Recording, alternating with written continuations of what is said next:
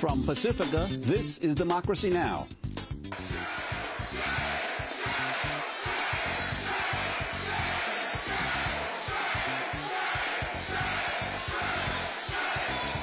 Amy Goodman is in Madison, Wisconsin, where Assembly Democrats chanting shame as Republicans pass Governor Scott Walker's anti-union bill. Stripping most public employees of collective bargaining, it now goes to the state Senate, but all 14 Senate Democrats have left the state. We'll go live to the Capitol after headlines where hundreds of people have slept overnight as part of an unprecedented protest. Over 100,000 protesters are expected in Madison on Saturday. All that and more coming up.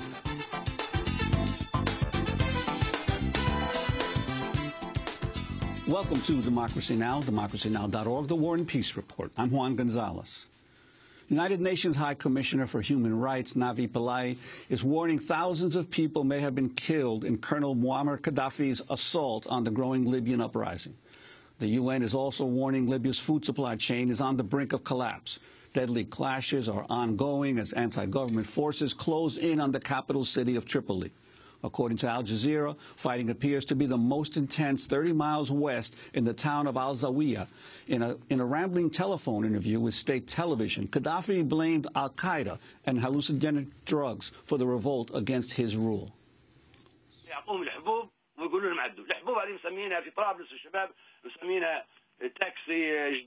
They give them pills. These pills in Tripoli are called taxis of Al Jadida, because when you take them, you will not wake up unless you reach Al Jadida. These young people do not realize they have been killing because they are under the influence of the drugs.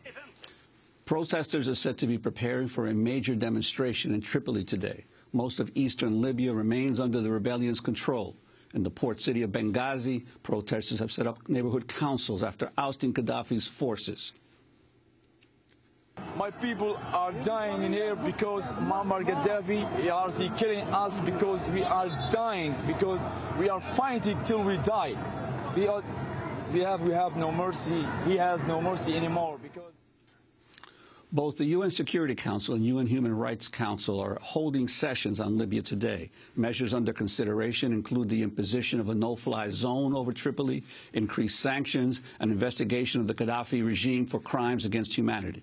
State Department spokesperson P.J. Crowley said the U.S. backs international pressure on the Libyan government. We support expelling Libya from the Human Rights Council.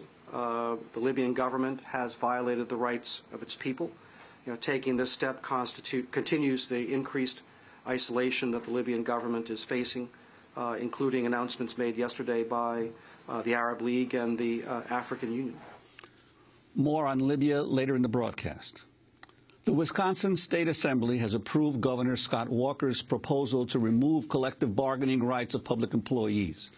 Lawmakers passed the measure overnight on a 51-17 vote. Democrats have stalled the bill in the Senate by fleeing the state, thereby denying Republicans a quorum. On Thursday, Wisconsin police were deployed to retrieve the absent Senate Democrats at their homes without success. Thousands of people remain inside the Capitol Rotunda in protest of the anti-union bill. After the Assembly vote, protesters defiantly chanted, "It's not over yet, and we are here to stay," later singing a version of "We Shall Overcome." We'll have more from Wisconsin after the headlines.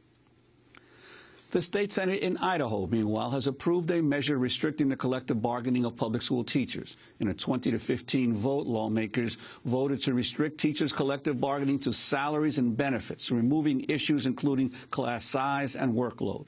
Approval is expected to follow in Idaho's State House. Thousands of protesters have taken to the streets of Iraq today in defiance of a government plea to stay home. Demonstrators have turned out in a number of cities to denounce corruption, demand better services. Clashes have broken out in the town of Hawija, leaving 2 dead and over 20 injured.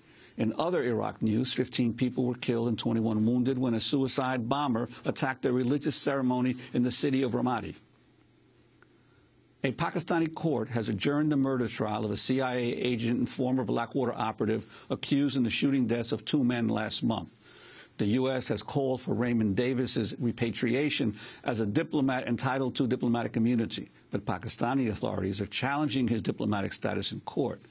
Davis's murder trial will continue next week. According to Reuters, 2 U.S. citizens were quietly withdrawn from Pakistan last month after causing a fatal car accident as they came to Davis's aid. A police report says the pair struck a Pakistani motorist only to flee the scene. The Davis case has strained U.S.-Pakistani ties. On Thursday, Pakistan's main spy agency, the ISI, announced it's scaling back cooperation with the CIA.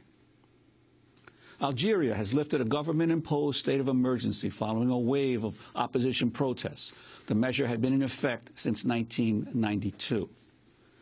And the Saudi national in the U.S. on a student visa has been arrested on terrorism charges in Texas.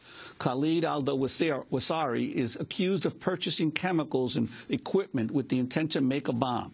His alleged targets included former President George W. Bush and 3 former U.S. military officials stationed at the Abu Ghraib prison in Iraq, where scores of Iraqis were tortured.